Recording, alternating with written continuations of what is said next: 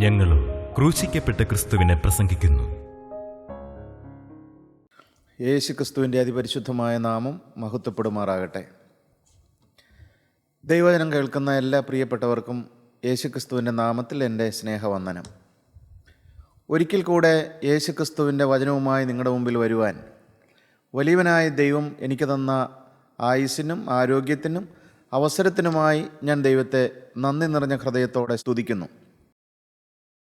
നമുക്ക് വീണ്ടും ഒരുമിച്ച് ദൈവവചനം ചിന്തിക്കുവാനും ധ്യാനിക്കുവാനും വലിയവനായ ദൈവം അവസരം തന്നല്ലോ. ദൈവത്തിൻ്റെ വചനം നിങ്ങൾ കേട്ടുകൊണ്ടിരിക്കുമ്പോൾ നിങ്ങൾ ആത്മാർത്ഥമായിട്ട് പ്രാർത്ഥിക്കണം, കർത്താവേ, അവിടുന്ന് എൻ്റെ ഹൃദയത്തോട് സംസാരിക്കണമേ, യഹോവയെ അരുളി ചെയ്യണമേ, അടിയൻ കേൾക്കുന്നു എന്നുള്ളതായ ആ ഒരു മനോഭാവത്തോടെ, ആ ഒരു പ്രാർത്ഥനയോടെ, ആ ഒരു ദാഹത്തോടെ ഇരുന്നാൽ ദൈവവചനത്തിൽ കൂടി നിങ്ങൾക്കാവശ്യമുള്ള സ്വർഗീയ ദൂത്, ജീവനുള്ള ദൈവം നമുക്ക് അയച്ചു തരും. ആ പ്രാർത്ഥനയോടെ നമുക്ക് ദൈവസന്നിധിയിലിരിക്കാം. നാം ചിന്തിച്ചു വന്നതായ വിഷയം വെളിപ്പാട് പുസ്തകത്തിലെ ഭാഗ്യവാന്മാർ എന്നുള്ളതാണ്. അതിൽ 3 ഭാഗ്യവാന്മാരെക്കുറിച്ച് നാം ചിന്തിക്കുകയുണ്ടായി.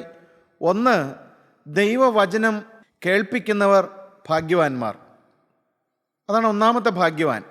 രണ്ടാമത്തെ ഭാഗ്യവാൻ ദൈവത്തിൻ്റെ വചനം കേൾക്കുകയും വിശ്വസിക്കുകയും അനുസരിക്കുകയും വചനം ഹൃദയത്തിൽ കൈക്കൊള്ളുകയും ചെയ്യുന്നവരാണ് രണ്ടാമത്തെ ഭാഗ്യവാന്മാർ. മൂന്നാമത്തെ ഭാഗ്യവാന്മാരെക്കുറിച്ച് നാം ചിന്തിച്ചു. കുഞ്ഞാടിൻ്റെ കല്യാണ സദ്യയ്ക്ക് ക്ഷണിക്കപ്പെട്ടവർ ഭാഗ്യവാന്മാർ. കുഞ്ഞാട് ആരാണ് എന്നും ഏതാണ് ഈ കല്യാണ സദ്യ എന്നും എല്ലാം നാം ചിന്തിക്കുകയുണ്ടായി. പ്രിയപ്പെട്ടവർ, ഇന്ന് നാം 4ാമത്തെ ഭാഗ്യവാന്മാരെക്കുറിച്ച് ചിന്തിക്കുകയാണ്. നാം ഇത് ഓരോന്ന് ചിന്തിച്ചു പോകുമ്പോൾ നാം വെറുതെ ഒരു പ്രസംഗം കേൾക്കുന്നത് പോലെ കേട്ട് വിട്ട് കളയാതെ, ഞാൻ ഈ ഭാഗ്യവാന്മാരുടെ ഗണത്തിൽ പെട്ടോ എന്ന് നമ്മൾ ഓരോരുത്തരും ഒന്ന് ചിന്തിക്കുന്നതും ആലോചിക്കുന്നതും നല്ലതായിരിക്കും. വെളിപ്പാട് പുസ്തകത്തിലെ 7 ഭാഗ്യവാന്മാരെക്കുറിച്ച് നാം ചിന്തിക്കുമ്പോൾ ക്രിസ്തീയ ജീവിതത്തിൻ്റെ തുടക്കം മുതൽ ഒടുക്കം വരെയുള്ള ചില സ്റ്റെപ്പുകളാണ് അതിൽ കൂടെ കാണുന്നത്. ചില ആത്മീയ പടികളാണ് നമ്മുടെ കാണുന്നത്. ഒരു മനുഷ്യ ജീവിതത്തിൻ്റെ, ക്രിസ്തീയ ജീവിതത്തിൻ്റെ തുടക്കം മുതൽ ഒടുക്കം വരെയുള്ളതായ ചില അനുഭവങ്ങൾ കൂടിയാണ് നാം കടന്നു പോകുന്നത്. അതിലൊന്നാമത്തെ അനുഭവമാണ് ദൈവത്തിൻ്റെ വചനം കേൾക്കുക എന്നുള്ളത്. ക്രിസ്തീയ ജീവിതത്തിൻ്റെ തുടക്കം അവിടെയാണ്, വചന കേൾവിയിൽ കൂടിയാണ്. വചനം കേൾക്കുന്നു, വചനം നമുക്ക് സന്തോഷമായി തീരുന്നു, വചനം നമുക്ക് മാധുര്യമായി തീരുന്നു. അപ്പോൾ നാം എന്തു ചെയ്യുന്നു? നാം കേട്ടതായ ഈ വചനം അനേകരെ കേൾപ്പിക്കണമെന്നുള്ളതായ ഒരു ദാഹം നമ്മുടെ ഉള്ളിൽ വരുന്നു. അങ്ങനെ നാം ഭാഗ്യവാന്മാരായി തീരുകയാണ്. പ്രിയപ്പെട്ടവർ, ഒരുപക്ഷെ നിങ്ങളിപ്പോൾ ഈ വചനം കേട്ടുകൊണ്ടിരിക്കുമ്പോൾ നിരാശയോടെ ആയിരിക്കാം ഇരിക്കുന്നത്. പല സങ്കടങ്ങൾ നിങ്ങളെ അലട്ടുന്നുണ്ടായിരിക്കാം. പല ദുഃഖ വിഷയങ്ങൾ നിങ്ങളുടെ ഹൃദയത്തിൽ കൂടെ ഇങ്ങനെ കയറി ഇറങ്ങി പോകുന്നുണ്ടായിരിക്കാം. എങ്കിലും നിങ്ങൾ ഒന്ന് വിശ്വസിക്കുക, ഞാനൊരു ഭാഗ്യവാനാണ്. കാരണം എന്താണ്? ഈ ദൈവത്തിന് മാറ്റമില്ലാത്ത ജീവനുള്ള ശബ്ദം കേൾക്കുവാൻ ദൈവം എനിക്ക് ഭാഗ്യം തന്നല്ലോ. അനേകർക്കിത് സാധിക്കുന്നില്ല, അനേകർക്ക് ഇതിനോട് താല്പര്യമില്ല, അനേകർക്ക് അവസരമില്ല. അനേകർ അവസരമുണ്ടായിട്ടും ഇത് കേൾക്കാൻ കൂട്ടാക്കുന്നില്ല, ഇതിന് വില കൊടുക്കുന്നില്ല. പ്രിയപ്പെട്ടവരെ, നമുക്ക് ഈ ദൈവവചനം കേൾക്കാൻ ഇടയായല്ലോ. അതുകൊണ്ട് തന്നെ അതിൽ തന്നെ നിങ്ങൾ ഈ വചനം കേൾക്കുന്ന നിങ്ങൾ ഭാഗ്യവാന്മാരാണ്. പക്ഷേ അതിൽ നാം തൃപ്തിപ്പെട്ട് നിൽക്കരുത്. വചനം കേൾക്കാൻ ഇടയായി, അല്ലെങ്കിൽ കൂട്ടായ്മയിൽ വന്നു, ഒരു സന്തോഷം കിട്ടി, അതിൽ നിങ്ങൾ തങ്ങി നിൽക്കരുത്. മറിച്ച് ഈ ദൈവവചനം കേൾക്കുന്നതായ ദൈവവചനം അത് വിശ്വസിച്ച് അതനുസരിച്ച് ഈ വചനം നമ്മുടെ ഹൃദയത്തിൽ കൈക്കൊള്ളുമ്പോഴാണ് നാം അടുത്ത ഭാഗ്യാവസ്ഥയിലേക്ക് നാം കയറി വരുന്നത്. ദൈവത്തിൻ്റെ വചനം അനുസരിക്കുക, ദൈവത്തിൻ്റെ വചനം വിശ്വസിക്കുക, ദൈവത്തിൻ്റെ വചനം ഹൃദയത്തിൽ കൈക്കൊള്ളുക. എന്താണ് ദൈവത്തിൻ്റെ വചനം ഹൃദയത്തിൽ കൈക്കൊള്ളുക എന്ന് പറഞ്ഞാൽ? ക്രിസ്തുവിനെ ഹൃദയത്തിൽ കൈക്കൊള്ളുക എന്നാണ്. ക്രിസ്തുവിനെ ഹൃദയത്തിൽ കൈക്കൊള്ളുക, വചനം കൈക്കൊള്ളുക. കാരണം ആദിയിൽ വചനം ഉണ്ടായിരുന്നു, വചനം ദൈവത്തോട് കൂടെയായിരുന്നു, വചനം ദൈവമായിരുന്നു എന്നാണ് ദൈവത്തിന് വചനം നമ്മൾ പഠിപ്പിക്കുന്നത്. ഈ വചനം ക്രിസ്തുവാണ്. ഈ ക്രിസ്തുവാകുന്ന വചനം നിങ്ങൾ കേട്ട്, നിങ്ങൾ വിശ്വസിച്ച്, നിങ്ങൾ അനുസരിച്ച് നിങ്ങളുടെ ഹൃദയത്തിൽ ഈ ക്രിസ്തുവിനെ സ്വീകരിക്കുമ്പോൾ നാം ഭാഗ്യവാന്മാരായി തീരുകയാണ്. പ്രിയപ്പെട്ടവരെ, അത് കഴിഞ്ഞിട്ട് അടുത്ത അനുഗ്രഹത്തിലേക്ക് നാം കയറുകയാണ്. ഏതാണ് അനുഗ്രഹം? യേശു ക്രിസ്തുവിനെ നമ്മുടെ ഹൃദയത്തിൽ നമ്മുടെ രക്ഷിതാവും കർത്താവുമായി സ്വീകരിച്ച് ഈ വചനം നമ്മുടെ ഉള്ളിൽ കൈക്കൊള്ളുമ്പോൾ സൗജന്യമായ നീതീകരണം ദൈവം നമുക്ക് തരികയാണ്. സൗജന്യമായ നീതീകരണം. കുഞ്ഞാടിൻ്റെ കല്യാണ സദ്യയിലേക്കുള്ള ക്ഷണം നമുക്ക് ലഭിക്കുകയാണ്. ഈ കല്യാണ സദ്യയിലേക്ക് വരുമ്പോൾ രാജകുമാരൻ ക്ഷണിക്കപ്പെട്ടവരായ ഈ വിരുന്നിൽ സംബന്ധിക്കുന്ന എല്ലാവർക്കും സൗജന്യമായൊരു കല്യാണ വസ്ത്രം കൊടുക്കുന്നുണ്ട്. അത് സൗജന്യമായ നീതീകരണത്തെ കാണിക്കുകയാണ്. ക്രിസ്തീയ ജീവിതത്തിൽ നാം വളർന്നു വരികയാണ്. പ്രിയപ്പെട്ടവരെ, നാം ഇത് കേൾക്കുമ്പോൾ നാം ചിന്തിക്കണം, എനിക്ക് ഈ സൗജന്യമായ നീതീകരണം ലഭിച്ചുവോ? ഈ സൗജന്യ നീതീകരണത്തെക്കുറിച്ച് നിങ്ങൾ ഒത്തിരി പഠിച്ചിട്ടുണ്ടാവാം, ഒത്തിരി കേട്ടിട്ടുണ്ടാവാം. പക്ഷേ ഈ സൗജന്യമായ നീതീകരണം എൻ്റെ കഴിഞ്ഞകാല പാപങ്ങളെല്ലാം എൻ്റെ ഒരു പ്രയത്നവും കൂടാതെ, എൻ്റെ ഒരു പ്രവൃത്തിയും കൂടാതെ, എൻ്റെ ഒരു യത്നവും കൂടാതെ സൗജന്യമായി കർത്താവ് ക്ഷമിച്ചു തന്നു എന്നുള്ളതായ ഒരനുഭവം എനിക്ക് കിട്ടിയിട്ടുണ്ടോ എന്ന് ഈ വചനം കേൾക്കുന്ന നിങ്ങളൊന്ന് ചിന്തിക്കുന്നത് നല്ലതാണ്. ഈ സൗജന്യമായ നീതീകരണം ഞാൻ അനുഭവിക്കുന്നുണ്ടോ? ഞാൻ അനുഭവിച്ചു. അത് നീതീകരണം സൗജന്യമാണ് പ്രിയപ്പെട്ടവരെ. സൗജന്യമായ നീതീകരണം അത് രാജാവ് സൗജന്യമായി തരുന്ന ഒരു നീതിയുടെ വസ്ത്രമാണ്, ഒരു കല്യാണ വസ്ത്രമാണത്. നിങ്ങൾക്ക് ഈ കല്യാണ വസ്ത്രം കിട്ടിയോ? അതിനുവേണ്ടി നാം ഒരു വിലയും കൊടുക്കേണ്ട. ദൈവത്തിന് വചനം റോമാലേഖനം 3-ാം അധ്യായം 24-ാമത്തെ വാക്യത്തിൽ നാം ഒന്ന് വായിച്ചു, അവൻ്റെ കൃപയാൽ ക്രിസ്തുയേശുവിങ്കലെ വീണ്ടെടുപ്പ് മൂലം സൗജന്യമായത്രേ നീതീകരിക്കപ്പെടുന്നത്. സൗജന്യമാണ് നീതീകരണം. പ്രിയപ്പെട്ട സഹോദര, ഈ സൗജന്യ നീതീകരണം നീ അനുഭവിച്ചുവോ? നിന്റെ കഴിഞ്ഞകാല പാപങ്ങളെല്ലാം കർത്താവായ യേശുവിൻ്റെ പരിശുദ്ധമായ രക്തത്താൽ അവൻ എനിക്ക് കഴുകിത്തന്നു. അവൻ എൻ്റെ ജീവിത വസ്ത്രം അലക്കിത്തന്നു. അവൻ എന്നെ പുതിയ വസ്ത്രം ഉടുപ്പിച്ചു. നീതിയുടെ വസ്ത്രം. ഞാൻ നീതി കെട്ടവനായിരുന്നു, ഞാൻ അശുദ്ധനായിരുന്നു, ഞാൻ മ്ലേച്ഛനായിരുന്നു, ഞാൻ ലൗകികനായിരുന്നു, ഞാൻ ശാപഗ്രസ്തനായിരുന്നു. എന്നാൽ ആ സ്വർഗത്തിൻ്റെ സൗജന്യമായ നീതിയുടെ പുതപ്പ് അവൻ എൻ്റെ മേലിട്ട് അവൻ എന്നെ സൗജന്യമായി നീതീകരിച്ചു. അതെൻ്റെ നീതി പ്രവൃത്തികൾ കൊണ്ടല്ല, എൻ്റെ ഏതെങ്കിലും കർമ്മമാർഗ്ഗം കൊണ്ടല്ല, സൗജന്യമായി അവൻ എന്നെ നീതീകരിച്ചു. അവൻ്റെ കൃപയാൽ, പിതാവായ ദൈവത്തിൻ്റെ കൃപയാൽ ക്രിസ്തുയേശുവിങ്കലെ വീണ്ടെടുപ്പ് മൂലം സൗജന്യമായത്രേ നീതീകരിക്കപ്പെടുന്നത്. വിശ്വസിക്കുന്നവർക്ക് അവൻ തൻ്റെ രക്തമൂലം പ്രായശ്ചിത്തമാകുവാൻ ദൈവം അവനെ പരസ്യമായി നിർത്തിയിരിക്കുന്നു. പ്രിയപ്പെട്ടവരെ, ഇതാണ് സൗജന്യമായ നീതീകരണം എന്ന് പറയുന്നത്. കുഞ്ഞാടിൻ്റെ കല്യാണ സദ്യക്ക് ക്ഷണിക്കപ്പെട്ടവർ ഭാഗ്യവാന്മാരെന്നാണ് ദൈവത്തിന് വചനം പറയുന്നത്. അതാണ് 3-ാമത്തെ ഭാഗ്യവാൻ. 4-ാമത്തെ ഭാഗ്യവാനെ കുറിച്ച് നാം ഇന്ന് ചിന്തിക്കുകയാണ്. വെളിപ്പാട് പുസ്തകം 16-ാം അധ്യായം 15-ാം വാക്യം നമുക്കൊന്ന് വായിച്ചു കേൾക്കാം. ഞാൻ കള്ളനെ പോലെ വരും, ഞാൻ കള്ളനെ പോലെ വരും, തന്റെ ലജ്ജ കാണുമാറ്, തന്റെ ലജ്ജ കാണുമാറ്, നഗ്നനായി നടക്കാതിരിപ്പാൻ, നഗ്നനായി നടക്കാതിരിപ്പാൻ, തന്റെ ഉടുപ്പ് സൂക്ഷിച്ചും, തന്റെ ഉടുപ്പ് സൂക്ഷിച്ചും, ജാഗരിച്ചും കൊള്ളുന്നവൻ ഭാഗ്യവാൻ. ജാഗരിച്ചും കൊള്ളുന്നവൻ ഭാഗ്യവാൻ. വെളിപ്പാട് പുസ്തകത്തിലെ വരാനിരിക്കുന്ന ലോകത്തിലെ ഭാഗ്യവാൻ ആരാണ്? ഉടുപ്പ് മലിനമാകാതെ സൂക്ഷിക്കുന്നവനാണ് ഭാഗ്യവാൻ. സഹോദരാ, നിനക്ക് നീതിയൻ വസ്ത്രം കിട്ടിയതല്ലേ? സൗജന്യമായ നീതീകരണം ദൈവം നിനക്ക് തന്നതല്ലേ? നീ നീതി കെട്ടവനാണെങ്കിലും ആ സ്വർഗത്തിലെ നീതിയുടെ പുതപ്പ് നിന്നെ സ്വർഗത്തിലെ ദൈവം സൗജന്യമായി പുതപ്പിച്ചതല്ലേ? എന്നാൽ ഇന്ന് ആ നീതിയുടെ വസ്ത്രത്തിൽ കറ പറ്റിയിട്ടുണ്ടോ? ചെളി പറ്റിയിട്ടുണ്ടോ? ആ നീതിയുടെ വസ്ത്രം മുഷിഞ്ഞു പോയിട്ടുണ്ടോ? അതെയോ ഇന്നും ആ വസ്ത്രം ചെളി പറ്റാതെ സൂക്ഷിക്കാനുള്ള ഒരു നിർബന്ധം നിന്റെ ജീവിതത്തിലുണ്ടോ? പ്രിയപ്പെട്ടവരെ, സ്വർഗത്തിൽ ജീവനുള്ള ദൈവം തന്ന ഈ സൗജന്യമായ നീതീകരണത്തിൻ്റെ ഉടുപ്പുണ്ടല്ലോ, അത് സൂക്ഷിക്കുന്നവനും ജാഗരിക്കുന്നവനുമാണ് ഭാഗ്യവാൻ. ഈ ഉടുപ്പിൽ ചെളി പറ്റരുതെന്നുള്ളതായ നിർണയത്തോടെ ജാഗരിക്കുന്നവനാണ് ഭാഗ്യവാൻ. എൻ്റെ ജീവിത വസ്ത്രം എങ്ങനെയുണ്ട് പ്രിയപ്പെട്ടവരെ? സഭാപ്രസംഗിയുടെ പുസ്തകം 9-ാം അധ്യായം 8-ാമത്തെ വാക്യം നമുക്കൊന്ന് വായിച്ചു കേൾക്കാം. സഭാപ്രസംഗിയുടെ പുസ്തകം 9-ാം അധ്യായം 8-ാം വാക്യത്തിൽ ജ്ഞാനികളിൽ ജ്ഞാനിയായ ശലോമോൻ ഒരു കാര്യം പറയുന്നുണ്ട്. എന്താണ് പറയുന്നത്?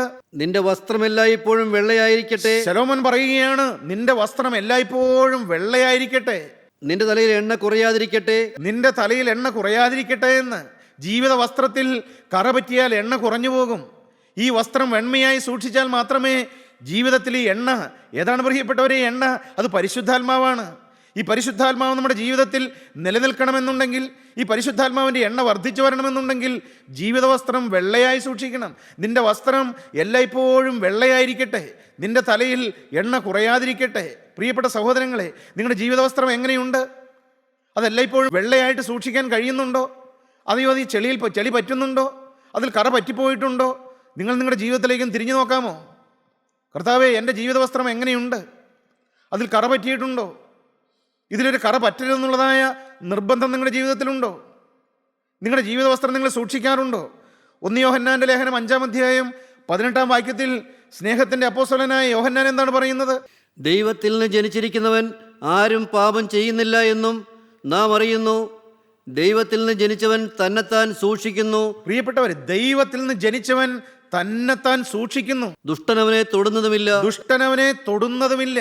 ദുഷ്ടൻ തൊടാത്തൊരു ജീവിതമുണ്ട്, പിശാച് അടുക്കാത്തൊരു ജീവിതമുണ്ട്. പ്രിയപ്പെട്ടവർ, തന്നെത്താൻ സൂക്ഷിക്കുന്നൊരു ജീവിതമാണോ നിങ്ങളുടെ ജീവിതം? നിങ്ങളുടെ വാക്കുകളെ നിങ്ങൾ സൂക്ഷിക്കാറുണ്ടോ? നിങ്ങളുടെ നിൽപ്പും നടപ്പും നിങ്ങൾ സൂക്ഷിക്കാറുണ്ടോ? നിങ്ങൾ സൂക്ഷ്മതയോടെയാണോ ജീവിക്കുന്നത്? മനസ്സറിഞ്ഞെൻ്റെ ജീവിതത്തിൽ ഒരു തെറ്റ് വരരുതെന്നുള്ളതായ നിർബന്ധം നിങ്ങളുടെ ജീവിതത്തിലുണ്ടോ? എനിക്ക് സ്വർഗത്തിലെ ജീവനുള്ള ദൈവം സൗജന്യമായി കഴുകിത്തന്ന ഈ നീതിയുടെ വസ്ത്രത്തിൽ അഴുക്ക് പറ്റരുത്, ഇതിലൊരു അശുദ്ധി വരരുത്, എൻ്റെ ഹൃദയത്തിലൊരു കയ്പ് വരരുത്, ആരോടൊരു ഇഷ്ടക്കുറവ് വരരുത്, ആരെയും ഒരു മുൻവിധിയോടെ കാണാൻ എനിക്ക് ഇടവരരുത്. അങ്ങനെ ജാഗരണത്തോടെയാണോ നിങ്ങൾ ജീവിക്കുന്നത്? നിങ്ങളുടെ ജീവിത വസ്ത്രം എങ്ങനെയുണ്ട് പ്രിയപ്പെട്ടവരെ? ഒരിക്കൽ സൗജന്യമായ രക്ഷ കിട്ടിയവരാണ്, ഒരിക്കൽ സൗജന്യമായ നീതീകരണം ലഭിച്ചവരാണ്, കർത്താവ് സൗജന്യമായി കഴുകിത്തന്നതാണ്. എന്നാൽ സഹോദര, നിന്റെ ജീവിത വസ്ത്രത്തിൻ്റെ അവസ്ഥ, ഇന്നത്തെ അവസ്ഥ എന്താണ്? അതിൽ കറപറ്റി പോയിട്ടില്ലേ? അതിൽ ചെളി തെറിച്ചിട്ടില്ലേ? നിന്റെ ജാഗരണക്കുറവ് മൂലം, നിന്റെ ശ്രദ്ധക്കുറവ് മൂലം, നീ നിൽക്കരുതാത്തടത്ത് നിന്നതുകൊണ്ട്, നീ പാപികളുടെ വഴിയിൽ നടന്നതുകൊണ്ട്, അരുതാത്ത സ്ഥലത്ത് നിന്ന് നിന്നതുകൊണ്ട്, അരുതാത്ത കൂട്ടുകെട്ടിൽ പെട്ടതുകൊണ്ട് നിന്റെ ജീവിത വസ്ത്രം കറപറ്റിയില്ലേ? നിന്റെ ജീവിത വസ്ത്രത്തിൽ ചെളി തെറിച്ചില്ലേ? നീ പരിശോധിക്കാറുണ്ടോ? ദൈവത്തിൽ നിന്ന് ജനിച്ചവൻ തന്നെത്താൻ സൂക്ഷിക്കുന്നു. ഒരു വീണ്ടും ജനിച്ച ദൈവവൈതലാണെങ്കിൽ അവൻ തന്നെത്താൻ സൂക്ഷിക്കും, ദുഷ്ടനവനെ തൊടാൻ വരികയില്ല. അവൻ യേശുക്രിസ്തുവിൻ്റെ രക്തത്തിൻ്റെ ഒരു സംരക്ഷണം അവനുണ്ടാകും. പ്രിയപ്പെട്ടവരെ, നിങ്ങളുടെ ജീവിത വസ്ത്രത്തിൽ കറപറ്റി പോയിട്ടുണ്ടോ? ഇതാ ഞാൻ വേഗം വരുന്നു എന്നാണ് കർത്താവ് പറയുന്നത്. തൻ്റെ ഉടുപ്പ് സൂക്ഷിച്ചും ജാഗരിച്ചും കൊള്ളുന്നവൻ ഭാഗ്യവാൻ. എൻ്റെ ജീവിതത്തിലൊരു തെറ്റ് വരരുത്, എൻ്റെ സംസാരത്തിലൊരു തെറ്റ് വരരുത്, എൻ്റെ പെരുമാറ്റത്തിൽ യേശുക്രിസ്തു ദുഃഖിക്കുന്നൊന്നും വരരുത്, എൻ്റെ ചിന്തയിൽ യേശുക്രിസ്തു പ്രസാദിക്കാത്തതൊന്നും വരരുത്, എൻ്റെ ഊണിലും ഉറക്കത്തിലും, എൻ്റെ രാവും പകലും യേശുക്രിസ്തു പ്രസാദിക്കാത്തതായിട്ടൊന്നും വരരുതെന്നുള്ളതായ ഒരു നിർബന്ധം പ്രിയപ്പെട്ട ദൈവവേദനയെ നിൻ്റെ ജീവിതത്തിലുണ്ടോ? നിൻ്റെ വസ്ത്രം എപ്പോഴും വെണ്മയുള്ളതാണോ? അതെയോ എണ്ണ കുറഞ്ഞു കുറഞ്ഞു പോവുകയാണോ? നാം നമ്മെ തന്നെ പരിശോധിക്കുക പ്രിയപ്പെട്ടവരെ. ഈ ഉടുപ്പ് മലിനമാകാതെ സൂക്ഷിച്ചാൽ അത് വലിയൊരു സൗഭാഗ്യമാണ്, അത് വലിയ പ്രതിഫലമുള്ള കാര്യമാണ്. വെളിപ്പാട് പുസ്തകത്തിൽ തന്നെ അപ്പോസ്തലനായ യോഹന്നാൻ 3-ാം അധ്യായത്തിൽ 4-5 വാക്യം വായിക്കുമ്പോൾ, ഈ ഉടുപ്പ് മലിനമാകാതെ നാം സൂക്ഷിച്ചാൽ നമുക്ക് കിട്ടുന്ന സൗഭാഗ്യങ്ങൾ, നമുക്ക് കിട്ടുന്ന റിവാർഡ് എന്താണ്, നമുക്ക് കിട്ടുന്ന പ്രതിഫലം എന്താണ് എന്ന് അപ്പോസ്തലൻ അവിടെ രേഖപ്പെടുത്തിയിട്ടുണ്ട്. എങ്കിലും ഉടുപ്പ് മലിനമാകാത്ത കുറെ പേർ സർദീസിൽ നിനക്കുണ്ട്. ഇവിടെ യോഹന്നാൻ പറയുകയാണ്, സർദീസിലെ സഭയെക്കുറിച്ച് പറയുകയാണ്. അവിടെ അനേക ദൈവമക്കൾ വിശ്വാസികളാണ്, രക്ഷിക്കപ്പെട്ടവരുടെ കൂട്ടമാണ് ആ സർദീസിലെ സഭ എന്ന് പറയുന്നത്. രക്ഷിക്കപ്പെട്ടവരാണ്, മാനസാന്തരപ്പെട്ടവരാണ്, നീതീകരണം അനുഭവിച്ചവരാണ്. എന്നാൽ അനേകർ ഇന്ന് ചാവാറായി ശേഷിപ്പായിട്ട് കിടക്കുകയാണ്. ജീവനുള്ളവന് നിനക്ക് പേരുണ്ടായെങ്കിലും നീ മരിച്ചവനാണ് എന്ന്, അങ്ങനെയാണ് ദൈവത്തിൻ്റെ ആത്മാവ് ആ സഭയെക്കുറിച്ച് ആദ്യം കാണുന്നത്. എന്നാൽ ആശ്വാസത്തോടെ വീണ്ടും ദൈവാത്മാവ് പറയുകയാണ്, ഉടുപ്പ് മലിനമാകാത്ത കുറേ പേർ സർദീസിലുണ്ട് എന്ന്. പ്രിയപ്പെട്ടവരെ, ഉടുപ്പ് മലിനമാകാതെ സൂക്ഷിക്കാൻ നമുക്ക് സാധിക്കും. ഉടുപ്പ് മലിനമാകാതെ ജീവിക്കാൻ നമുക്ക് കഴിയും. നമുക്ക് ആഗ്രഹമുണ്ടെങ്കിൽ, നമുക്ക് നിർബന്ധമുണ്ടെങ്കിൽ, ഒരു തെറ്റ് വരരുതെന്നുള്ളതായ കണിശമായ ഒരു നിർബന്ധം നമുക്കുണ്ടെങ്കിൽ ഉടുപ്പ് മലിനമാകാതെ സൂക്ഷിക്കാൻ പ്രിയപ്പെട്ടവരെ. അത് നമ്മുടെ ആരുടെയും കഴിവുകൊണ്ടല്ല. നമ്മുടെ ഹൃദയത്തിലൊരു ആഗ്രഹമുണ്ടെങ്കിൽ, നമ്മുടെ ഹൃദയത്തിലൊരു ദാഹമുണ്ടെങ്കിൽ, നമ്മെ സംരക്ഷിക്കുന്നവനായൊരു ദൈവമുണ്ട്, നമ്മെ സൂക്ഷിക്കുന്നവനായൊരു ദൈവമുണ്ട്. പ്രിയപ്പെട്ടവരെ, വീണ്ടും എന്താണ് നാം വായിക്കുന്നത്? ഉടുപ്പ് മലിനമാകാത്ത കുറെ പേർ സർദീസിൽ നിനക്കുണ്ട്. അവർ യോഗ്യന്മാരാകയാൽ വെള്ള ധരിച്ചും കൊണ്ട് എന്നോടുകൂടെ നടക്കും. പ്രിയപ്പെട്ടവരെ, ഈ ഭൂമിയിൽ, ഈ മ്ലേച്ഛത നിറഞ്ഞ ഭൂമിയിൽ, അശുദ്ധി നിറഞ്ഞ ഭൂമിയിൽ, ഈ പാപം നിറഞ്ഞതായ ഈ ലോകത്ത് ഒരു വിശ്വാസിക്ക് കറപറ്റാതെ ജീവിക്കാൻ സാധിക്കും, ദൈവത്തോട് കൂടെ നടക്കാൻ സാധിക്കും. എങ്ങനെ? ഈ ജീവിത വസ്ത്രത്തിൽ കറപറ്റരുതെന്നുള്ളതായ നിർബന്ധം അങ്ങനെ നിനക്കുണ്ടെങ്കിൽ നിനക്കും ഈ ജീവിതം സാധ്യമാണ്. നിനക്ക് സാധ്യമാണ് ഈ ജീവിതം. നിന്റെ ഹൃദയത്തിലൊരു ആഗ്രഹമുണ്ടോ? കർത്താവേ, ഒരു കറപറ്റാതെ എനിക്ക് ജീവിക്കണം, ഈ മ്ലേച്ഛത നിറഞ്ഞ ലോകത്ത് വെള്ളവസ്ത്രം ധരിച്ചുകൊണ്ട് എനിക്ക് ജീവിക്കണം, യേശു പ്രസാദിക്കുന്നൊരു ജീവിതം നയിക്കണമെന്ന് മകനെ നിന്റെ ഉള്ളത്തിലൊരാഗ്രഹം വരുന്നുണ്ടോ? അങ്ങനെ ജീവിക്കുന്നവരുണ്ട് ഈ ഭൂമിയിൽ. നീ ആഗ്രഹിച്ചാൽ നിനക്കും അത് കർത്താവ് സാധിപ്പിച്ചു തരും. അതിനല്ലേ യേശു കുരിശിൽ മരിച്ചത്? ഒരു പരാജയപ്പെട്ടവനെ പോലെ അവൻ മരിച്ചത് എന്തിനു വേണ്ടിയിട്ടാണ്? നിന്നെ ജയാളിയാക്കാനാണ്, നിനക്ക് ജയം തരാനാണ്. നിനക്ക് ആഗ്രഹമുണ്ടോ? നിന്റെ ഹൃദയത്തിലൊരു വാഞ്ചയുണ്ടോ? യേശുക്രിസ്തുവിൻ്റെ ഒരു വിശുദ്ധനായി എനിക്ക് ജീവിക്കണമെന്ന്, കറപറ്റാത്തൊരു ജീവിതം നയിക്കണമെന്ന്, ഒരണുവിൽ പോലും തെറ്റുപറ്റാതെ യേശുക്രിസ്തു പ്രസാദിക്കുന്ന, യേശുക്രിസ്തുവിൻ്റെ ഉള്ളം തണുപ്പിക്കുന്ന ഒരു വ്രതസ്ഥനായിട്ട് എനിക്ക് ജീവിക്കണമെന്ന് മകനെ നിനക്ക് ആഗ്രഹമുണ്ടെങ്കിൽ അത് സാധിപ്പിച്ചു തരുന്ന ഒരു ക്രിസ്തു ജീവിക്കുന്നുണ്ട്. നിനക്ക് സാധ്യമാണ് ഈ ജീവിതം. അവർ വെള്ളയുടുപ്പ് ധരിച്ചുകൊണ്ട് അവർ എന്നോടുകൂടെ നടക്കും. പിന്നെയോ, ജയിക്കുന്നവൻ വെള്ളയുടുപ്പ് ധരിക്കും. ജയിക്കുന്നവനാണ് വെള്ളയുടുപ്പ് ധരിക്കുന്നത്. സഹോദര, നിനക്കൊരു ജയാളിയായി ജീവിക്കാൻ ആഗ്രഹമുണ്ടോ? നിനക്കൊരു ജയാളിയായി ജീവിക്കാൻ താല്പര്യമുണ്ടോ? ഒരു ജയ ജീവിതത്തിന് നിന്റെ ഹൃദയം വാഞ്ചിക്കുന്നുണ്ടോ? ജയിക്കുന്നവൻ വെള്ളയുടുപ്പ് ധരിക്കും. അവന്റെ പേര് ഞാൻ ജീവപുസ്തകത്തിൽ നിന്ന് മായിച്ചു കളയാതെ. പ്രിയപ്പെട്ടവരെ, അവൻ്റെ പേര് ആര്? ജയിക്കുന്നവൻ്റെ പേര്, വെള്ളയുടുപ്പ് ധരിക്കുന്നവൻ്റെ പേര്, കറപറ്റാതെ ജീവിതത്തെ സൂക്ഷിക്കുന്നവൻ്റെ പേര് ഞാൻ ജീവന്റെ പുസ്തകത്തിൽ നിന്ന് മായ്ച്ചു കളയാതെ എന്റെ പിതാവിന്റെ സന്നിധിയിലും അവന്റെ ദൂതന്മാരുടെ മുമ്പിലും അവന്റെ പേര് ഏറ്റുപറയും. പ്രിയപ്പെട്ടവരെ, ജയാളിയായി നിൽക്കുന്ന, കറപറ്റാതെ നിൽക്കുന്ന ഒരു വിശ്വാസിയുടെ പേര് സ്വർഗത്തിൽ ഇങ്ങനെ മാറ്റൊലിക്കൊണ്ടുകൊണ്ട് നിൽക്കും. എന്തൊരു ഭാഗ്യമാണ് ഈ ജീവിതം! എന്തൊരു സൗഭാഗ്യകരമായ ജീവിതമാണ്! സ്വർഗത്തിലെ ദൂതന്മാർ എൻ്റെ പേരിങ്ങനെ ഏറ്റുപറഞ്ഞുകൊണ്ടിരിക്കും. ആരുടെ പേരാണ് ഏറ്റുപറയുന്നത്? ജീവിത വസ്ത്രം സൂക്ഷിക്കുന്നവൻ്റെ, കറപറ്റാതെ ജീവിക്കുന്നവൻ്റെ, ക്രിസ്തുവിനെ പ്രസാദിപ്പിക്കണമെന്നുള്ള ദാഹത്തോടെ ജീവിക്കുന്നവൻ്റെ പേര് സ്വർഗത്തിലിങ്ങനെ മാറ്റൊലിക്കൊണ്ടിരിക്കും. പ്രിയപ്പെട്ടവരെ, നിങ്ങൾക്കതിന് ദാഹമുണ്ടോ? നിങ്ങൾക്കതിന് ആഗ്രഹമുണ്ടോ? നിങ്ങൾക്ക് ആഗ്രഹമുണ്ടെങ്കിൽ സാധിപ്പിച്ചു തരുന്നവനായൊരു ദൈവമുണ്ട്. അത് സാധിപ്പിച്ച അനേക വിശുദ്ധന്മാരുണ്ട്, ഇന്നും ജീവിക്കുന്നവരുണ്ട്. ഇത് സാധ്യമാണ് പ്രിയപ്പെട്ടവരെ. ഈ വഴി ഇതെന്നെക്കൊണ്ട് സാധ്യമല്ല എന്ന് നിങ്ങൾ ചിന്തിക്കരുത്. എന്നാൽ എനിക്കതിനൊരു വാഞ്ചയുണ്ടെങ്കിൽ, എനിക്കതിനൊരു ദാഹമുണ്ടെങ്കിൽ, എനിക്ക് ക്രിസ്തുവിലൊരു ആശ്രയമുണ്ടെങ്കിൽ അത് സാധിപ്പിച്ചു തരും കർത്താവ്. നമുക്കറിയാം, യൗസേഫിനെ പൊത്തീഫാറിൻ്റെ വീട്ടിലേക്ക് വിറ്റുകളഞ്ഞതായ സംഭവം നിങ്ങൾക്കറിയാം. എന്നാൽ പ്രിയപ്പെട്ടവരെ, ജീവിതത്തിൽ തെറ്റുപറ്റാവുന്ന ഏറ്റവും വലിയൊരു സാഹചര്യമാണ് നല്ല പ്രായം, നല്ല സാഹചര്യം. എല്ലാ സാഹചര്യങ്ങളും ഒത്തുവന്ന് ഇണങ്ങിയിരിക്കുകയാണ്. ഉൽപ്പത്തി പുസ്തകം 39 അധ്യായം 9 വാക്യം വായിക്കുമ്പോൾ അവിടെ യൗസേഫ് എന്താണ് പറയുന്നത്? ഈ വീട്ടിൽ എന്നേക്കാൾ വലിയവനില്ല. യൗസേഫ് പൊത്തിഫേറിന്റെ ഭാര്യയോട് പറയുകയാണ്, ഈ വീട്ടിൽ സകലത്തിലും അധികാരിയാക്കിയാണ് എന്നെ ഇവിടെ വാഴിച്ചിരിക്കുന്നത്. ഇവിടെ എന്നേക്കാൾ വലിയവൻ ആരുമില്ല. നീ അവന്റെ ഭാര്യയാകയാൽ, നീയായി പൊത്തിഫേറിന്റെ ഭാര്യയാകയാൽ നിന്നെയല്ലാതെ മറ്റു യാതൊന്നും അവനെനിക്ക് വിരോധിച്ചിട്ടുമില്ല. നീ പൊത്തിഫേറിന്റെ ഭാര്യയാകയാൽ നിന്നെയല്ലാതെ വേറൊന്നും എനിക്ക് വിരോധിച്ചിട്ടില്ല. സർവ്വ അധികാരവും തന്നാണ് എന്നെ പൊത്തിഫേർ ഈ ഭവനത്തിലാക്കിയിരിക്കുന്നത്, ഈ ഭവനത്തിന്റെ ഉത്തരവാദിത്വം ഏൽപ്പിച്ചിരിക്കുന്നത്. ഇതൊക്കെ ശരിയാണ്. പക്ഷേ അതുകൊണ്ട് ഞാൻ ഈ മഹാദോഷം പ്രവർത്തിച്ച് ദൈവത്തോട് പാപം ചെയ്യുന്നത് എങ്ങനെയെന്ന് പറഞ്ഞു. യൗസേഫിന് വേണമെങ്കിൽ പാപത്തിൽ വീഴാമായിരുന്നു. പ്രിയപ്പെട്ടവരെ, ദൈവം എന്തിനാണ് അങ്ങനെ ഒരു സാഹചര്യം ഒരുക്കിയത്? ആ സാഹചര്യം ദൈവത്തിന് മാറ്റി കൊടുക്കാൻ പാടില്ലായിരുന്നു. ദൈവം സാഹചര്യങ്ങളെ ഒഴിവാക്കുന്നവനല്ല. എന്നാൽ ഏത് സാഹചര്യത്തിലും എനിക്ക് തെറ്റുപറ്റാതെ നിൽക്കണമെന്ന് മകനെ നിന്റെ ഹൃദയത്തിൽ വാഞ്ചിയുണ്ടെങ്കിൽ നിനക്ക് കൃപ തരുന്നവനായൊരു ദൈവമുണ്ട്. ദൈവം സാഹചര്യങ്ങൾ ഒഴിവാക്കുന്നവനല്ല. എന്നാൽ ഏത് സാഹചര്യത്തിലും നിൽക്കാൻ കൃപ തരുന്നൊരു ദൈവമുണ്ട്. ഏത് അശുദ്ധിയുടെ സാഹചര്യത്തിലും, ഏത് മ്ലേച്ഛതയുടെ സാഹചര്യത്തിലും നിനക്ക് ദാഹമുണ്ടെങ്കിൽ, നിനക്ക് താല്പര്യമുണ്ടെങ്കിൽ, നിനക്കതിനുള്ള വാഞ്ചയുണ്ടെങ്കിൽ, സഹോദരാ, നിനക്ക് കൃപ തരുന്നൊരു ദൈവമുണ്ട്. പ്രിയപ്പെട്ട യൗവനക്കാരാ, നിനക്ക് അശുദ്ധി പറ്റാതെ ജീവിക്കാൻ നിന്റെ ഹൃദയത്തിൽ ആഗ്രഹമുണ്ടോ? നീ പഠിക്കുന്ന കോളേജ് അല്ലെങ്കിൽ താമസിക്കുന്ന ഹോസ്റ്റല് എല്ലാം അശുദ്ധി നിറഞ്ഞതാണ്, എല്ലാം മ്ലേച്ഛ നിറഞ്ഞതാണ്. എന്നാൽ നിനക്കവിടെ ഒരു പ്രകാശഗോപുരമായി, ഒരു ജയാളിയായി നിൽക്കാൻ നിന്റെ ഹൃദയത്തിൽ ആഗ്രഹമുണ്ടോ? ഉണ്ടെങ്കിൽ നിന്നെ സഹായിക്കാൻ ഒരു ദൈവമുണ്ട്. യൗസേപ്പിന് തീരുമാനം കൊടുത്തൊരു ദൈവമുണ്ട്. യൗസേപ്പിന് യൗവന പ്രായത്തിൽ, ആ ചോരത്തിളപ്പുള്ള പ്രായത്തിൽ അശുദ്ധിക്ക് വേണ്ടിയിട്ടുള്ള എല്ലാ സാഹചര്യങ്ങളും ഒരുങ്ങി വന്നപ്പോൾ, ഇല്ലില്ല, ഞാൻ എൻ്റെ ദൈവത്തെ ദുഃഖിപ്പിക്കുകയില്ല, എന്നെ ഇതുവരെ കൊണ്ടുവന്നതിനായൊരു ദൈവമുണ്ട്. വേണമെങ്കിൽ ഉള്ളിൽ യൗസേഫിന് പരിഭവത്തോടെ ചോദിക്കാമായിരുന്നു, ദൈവമേ, എന്നെ നീ എന്തിനാണ് ഈ പൊട്ടക്കിണറ്റിൽ ഇട്ടത്? എന്നെ എന്തിനാണ് ഈ പൊത്തിഫേറിന്റെ ഭവനത്തിലേക്ക് നീ എൻ്റെ സഹോദരങ്ങൾ വിറ്റുകളഞ്ഞത്? ഈ സാഹചര്യങ്ങളൊക്കെ നിനക്ക് ഒഴിവാക്കാൻ പാടില്ലായിരുന്നു. യൗസേപ്പിന് വേണമെങ്കിൽ ഹൃദയത്തിൽ ദൈവത്തോട് പരിഭവിക്കാമായിരുന്നു.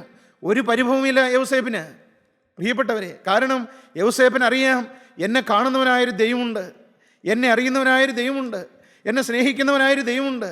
പ്രിയപ്പെട്ടവരെ, നിങ്ങൾക്ക് ഈ ദൈവത്തെ പരിചയമുണ്ടോ? നിങ്ങളെ സ്നേഹിക്കുന്നവനായൊരു ദൈവം, നിങ്ങളെ കരുതുന്നവനായൊരു ദൈവം, നിങ്ങളെ കാണുന്നവനായൊരു ദൈവം, നിങ്ങളെ വിളിച്ചവനായൊരു ദൈവം, നിങ്ങളെ വീണ്ടെടുത്തവനായൊരു ദൈവം, ആ സ്നേഹനിധിയായ ക്രിസ്തുവിനെ പ്രിയപ്പെട്ട സഹോദരാ നീ കാണുന്നുണ്ടോ? അവൻ്റെ സ്നേഹം നീ അറിയുന്നുണ്ടോ? അവൻ്റെ സ്നേഹം നീ അനുഭവിക്കുന്നുണ്ടോ? എനിക്ക് വേണ്ടി ചങ്കു തുറന്നവനായ ആ ക്രിസ്തുവിൻ്റെ സ്നേഹം, ആ സ്നേഹം നീ കണ്ടു കഴിഞ്ഞാൽ പാപത്തിൻ്റെ ഏത് സാഹചര്യം വന്നാലും, ഇല്ല, ആ സാഹചര്യത്തെക്കാൾ വലിയവനാണ് എൻ്റെ യേശു എന്നുള്ളതായ ബോധ്യം നിൻ്റെ ഹൃദയത്തിൽ വരും. എങ്ങനെയാണ് പ്രിയപ്പെട്ടവരെ പാപത്തിന്മേൽ ജയം കിട്ടുന്നത്? അത് പ്രായം കൂടിയതുകൊണ്ട് പാപം മാറുകയില്ല, സാഹചര്യം മാറിയതുകൊണ്ട് പാപം മാറുകയില്ല. മകനെ, നിന്നെ സ്നേഹിച്ച് നിനക്ക് വേണ്ടി ക്രൂശിൽ മരിച്ച, നിന്നെ വീണ്ടെടുത്ത ആ ക്രിസ്തുവിൻ്റെ നിസ്തുല സ്നേഹം നീ കണ്ടു കഴിഞ്ഞാൽ നീ പാപത്തിലേക്ക് പോവുകയില്ല. നിനക്ക് പാപത്തോടെ ഒരു അറപ്പും വെറുപ്പും ഉണ്ടാകും. പ്രിയപ്പെട്ടവരെ, അതുപോലെ തന്നെയുള്ള ഒരു ദൈവദാസനായിരുന്നു ദാനിയേൽ. ദാനിയേൽ പ്രവാചന പുസ്തകം 1 അധ്യായം 8-9 വാക്യം വായിക്കുമ്പോൾ, പ്രിയപ്പെട്ടവരെ, യെരൂശലേമിൽ നിന്ന് ബാബിലോണിയൻ ചക്രവർത്തിയായ നെബൂഖദ്നേസർ രാജാവ് ഒരടിമയായി പിടിച്ചുകൊണ്ടുപോയ ഒരടിമ ബാലനായിരുന്നു ദാനിയേൽ. ദാനിയേൽ അവിടെ ചെന്നപ്പോൾ ആരും കാണാനില്ല, ആരും അറിയാനില്ല, ആരെയും ബോധിപ്പിക്കേണ്ട ആവശ്യമില്ല. വേണമെങ്കിൽ എങ്ങനെയും ജീവിക്കാമായിരുന്നു.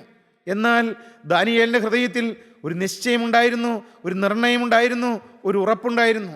എന്താണ് ദാനിയേലിൻ്റെ തീരുമാനം? എന്നാൽ രാജാവിന്റെ ഭോജനം കൊണ്ടും അവൻ കുടിക്കുന്ന വീഞ്ഞുകൊണ്ടും തന്നെത്താൻ അശുദ്ധമാക്കുകയില്ല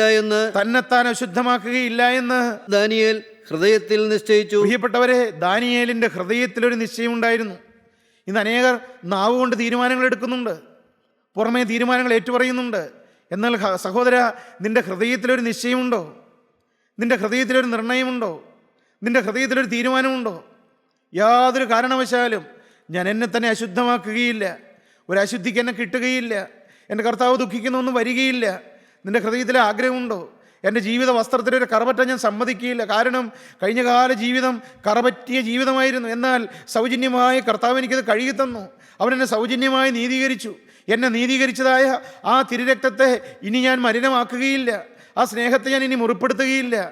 പ്രിയപ്പെട്ടവരെ, ദാനിയേലിൻ്റെ ഹൃദയത്തിലൊരു നിശ്ചയമുണ്ടായിരുന്നു. ഹൃദയത്തിലായിരുന്നു ദാനിയേൽ തീരുമാനമെടുത്തത്. വേറെ ആരോടും പറഞ്ഞൊന്നുമില്ല, വേറെ ആരെയും കേൾപ്പിച്ചൊന്നുമില്ല, ആരും കേൾക്കാനെടുത്ത തീരുമാനമൊന്നുമല്ല. ദാനിയേലിൻ്റെ ഹൃദയത്തിലൊരു നിശ്ചയമുണ്ടായിരുന്നു. എന്താണ്? രാജാവിന്റെ ഭോജനം കൊണ്ടും അവൻ കുടിക്കുന്ന വീഞ്ഞുകൊണ്ടും തന്നെത്താൻ അശുദ്ധമാക്കുകയില്ല എന്ന് ദാനിയേൽ ഹൃദയത്തിൽ നിശ്ചയിച്ചു. ഞാൻ തന്നെത്താൻ എന്നെ അശുദ്ധനാക്കുകയില്ല എന്ന് ഹൃദയത്തിൽ നിശ്ചയിച്ചു. ആ നിശ്ചയം വന്നപ്പോൾ എന്താണ് സംഭവിച്ചത്? അടുത്ത വാക്യം നമുക്ക് വായിക്കാം. ദൈവം ദാനിയേലിന് ഷണ്ഡാധിപന്റെ മുമ്പിൽ ദയയും കരുണയും ലഭിപ്പാൻ ഇടവരുത്തി എന്നാണ് നാം വായിക്കുന്നത്. അത് ദൈവം ഇടവരുത്തിയതാണ്, അത് ഇട വന്നതല്ല, ഇടവരുത്തിയതാണ് ദൈവം. സഹോദര, നിന്റെ ഹൃദയത്തിലൊരു ആഗ്രഹമുണ്ടെങ്കിൽ നീ ഏത് സാഹചര്യത്തിൽ ചെന്നാലും അവിടെ നിനക്ക് ജയത്തോടെ നിൽക്കാൻ ഇടവരുത്തുന്ന ഒരു ദൈവമുണ്ട്, കൃപ തരുന്നവനായൊരു ദൈവമുണ്ട്. നിങ്ങൾക്ക് ആഗ്രഹമുണ്ടോ? ഇത് അനേകർ പരാജയപ്പെട്ട് കിടക്കുകയാണ്, അനേകർ തോറ്റു കിടക്കുകയാണ്, അനേകർ നിരാശപ്പെട്ട് കിടക്കുകയാണ്. എനിക്കിത് സാധ്യമല്ല എന്നാണ് അനേകർ പറയുന്നത്. സഹോദര, നീ നിരാശപ്പെടണ്ട, നിനക്ക് സാധ്യമാണ് ഈ ജയജീവിതം. ഒരു ജയജീവിതം നിങ്ങൾക്ക് ആഗ്രഹമുണ്ടോ? ഒരു വിശുദ്ധ ജീവിതത്തിന് വേണ്ടി കൊതിയുണ്ടോ? നിങ്ങൾക്ക് സാധിപ്പിച്ചു തരാനൊരു ക്രിസ്തു ഉണ്ട്. പ്രിയപ്പെട്ടവരെ, നിങ്ങൾക്ക് ആഗ്രഹമുണ്ടെങ്കിൽ സാധിപ്പിച്ചു തരുന്നൊരു ദൈവമുണ്ട്. ഒരുപക്ഷെ ഇന്ന് പരാജയപ്പെട്ട് കിടക്കുകയായിരിക്കാം, ജീവിത വസ്ത്രത്തിൽ അഴുക്ക് പറ്റിയിരിക്കാം. എന്നാൽ കഴുകിത്തരാൻ യേശു ക്രിസ്തുവിൻ്റെ തിരുരക്തം ഇന്നുമുണ്ട്. നീ ഏതെല്ലാം ചെളിയിൽ ചാടിയെങ്കിലും, ജീവിത വസ്ത്രത്തിൽ ചെളി പറ്റിയെങ്കിലും, കഴുകിയാൽ പോകാത്ത കറ പറ്റിയെങ്കിലും, ഏത് വലിയ കറകളും കഴുകിത്തരുന്ന ക്രിസ്തുവിൻ്റെ രക്തം ഇന്നും ഗുണകരമായി സംസാരിക്കുന്ന കൃപായുഗത്തിലാണ് സഹോദര നീ ജീവിക്കുന്നത്. നിനക്ക് രക്ഷയ്ക്ക് വകയുണ്ട്. നീ നിന്റെ പാപത്തെ ഓർത്ത് നിരാശപ്പെടണ്ട. നീ നിന്റെ കഴിഞ്ഞകാല ജീവിതത്തെ ഓർത്ത് നീ തളർന്നിരിക്കേണ്ട. ഇത് കർത്താവ് ക്ഷമിച്ചു തരുമോ? ഈ പാപം കർത്താവ് മറന്നു തരുമോ? ഈ പാപം കഴുകി തരുമോ? ഇതെനിക്ക് കർത്താവ് ക്ഷമിച്ചു തരുമോ? ഈ പാപത്തിന് പരിഹാരമുണ്ടോ? നിരാശയോടെ ഇരിക്കുന്നവരാരെങ്കിലും ഉണ്ടോ? ജീവിത വസ്ത്രത്തിൽ ചെളി പറ്റിയെന്ന് ഓർത്ത് നിരാശപ്പെട്ടിരിക്കുന്നവരെ, നിങ്ങളുടെ പാപത്തിന് പരിഹാരമുണ്ട്. നിങ്ങൾ ക്രൂശിൻ ചൂട്ടിലേക്ക് വരിക. അവിടെ യേശു ക്രിസ്തുവിൻ്റെ രക്തം ഒഴുകി വരുന്നുണ്ട്. ഇപ്പോൾ ഈ വചനം കേട്ടുകൊണ്ടിരിക്കുമ്പോൾ ഒരു നിമിഷം നിങ്ങളുടെ കണ്ണുകളെ അടച്ച് ആ ക്രൂശിൻ ചൂട്ടിലേക്കെന്ന് വരാമോ? പ്രിയപ്പെട്ടവരെ, ഈ കൂട്ടായ്മയ്ക്ക് ചൂണ്ടിക്കാണിക്കുവാൻ അത് മാത്രമേ ഉള്ളൂ. പാപിയുടെ രക്ഷകനും പാപിയുടെ വീണ്ടെടുപ്പുകാരനും പാപിയുടെ പാപത്തിന് പരിഹാരം വരുത്തിയവനുമായ കർത്താവായ യേശു ക്രിസ്തു ജീവിക്കുന്നുണ്ട്. അവൻ ക്രൂശിൽ മരിച്ചിട്ടുണ്ട്. അവന് തിരുരക്തം ഇന്നും ജീവിക്കുന്നുണ്ട്. അവന് തിരുരക്തം ഇന്ന് സംസാരിക്കുന്നതാണ്. മകനെ, നിന്റെ ജീവിത വസ്ത്രത്തിൽ കറ പറ്റിയോ? നീ നിരാശപ്പെടണ്ട. പാപത്തോട് യാത്ര പറഞ്ഞ് ഇന്ന് മുതൽ ഒരു പുതിയ ജീവിതം നയിക്കുമെന്ന് ഇപ്പോൾ ഈ വചനം കേട്ടുകൊണ്ടിരിക്കുമ്പോൾ മകനെ, നീ ഒരു തീരുമാനമെടുത്താൽ നിന്നെ കഴുകാൻ യേശുവിൻ്റെ രക്തമുണ്ട്. അവൻ കഴുകി തരുന്നതാണ്. അവൻ്റെ പുത്രനായ യേശുവിൻ്റെ രക്തം സകല പാപവും പോക്കി നമ്മെ ശുദ്ധീകരിക്കുന്നു. മകനെ, നീ അത് വിശ്വസിക്കുക. ഈ യേശുവിൻ്റെ വചനം വിശ്വസിക്കുക. എന്നെ കഴുകാൻ യേശുവിൻ്റെ രക്തമുണ്ട്. എനിക്ക് വേണ്ടി യേശു മരിച്ചിട്ടുണ്ട്. എൻ്റെ പാപത്തിന് അവൻ പരിഹാരം വരുത്തി കഴിഞ്ഞു. നിങ്ങൾ ആരെല്ലാം ഇപ്പോൾ വിശ്വസിക്കുന്നുണ്ട്? വിശ്വാസത്തോടെ ആരെല്ലാം ക്രൂശിൻ ചൂട്ടിലേക്ക് വരുന്നുണ്ട്? ആരെല്ലാം ജീവിതം യേശുവിൻ്റെ ക്രൂശിൽ സമർപ്പിക്കുന്നുണ്ട്? നിങ്ങൾ യേശുവിനോട് പ്രാർത്ഥിക്കുക, യേശുവിനോട് നിലവിളിക്കുക, ജീവിതവസ്ത്രം കഴുകി മേടിക്കുക. ഇതാ പുതിയ വസ്ത്രം ധരിക്കുക. വെള്ളവസ്ത്രധാരികളായി യേശുവിൻ്റെ രണ്ടാമത്തെ വരവിന് വേണ്ടി നമുക്കൊരുങ്ങാം, നമുക്ക് പ്രാർത്ഥിക്കാം.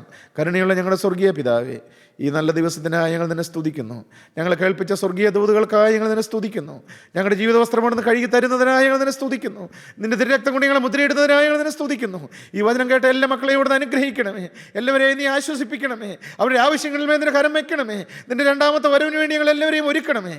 യേശു ക്രിസ്തുവിൻ്റെ അതിപരിശുദ്ധമായ നാമത്തിൽ തന്നെ. ആമേൻ.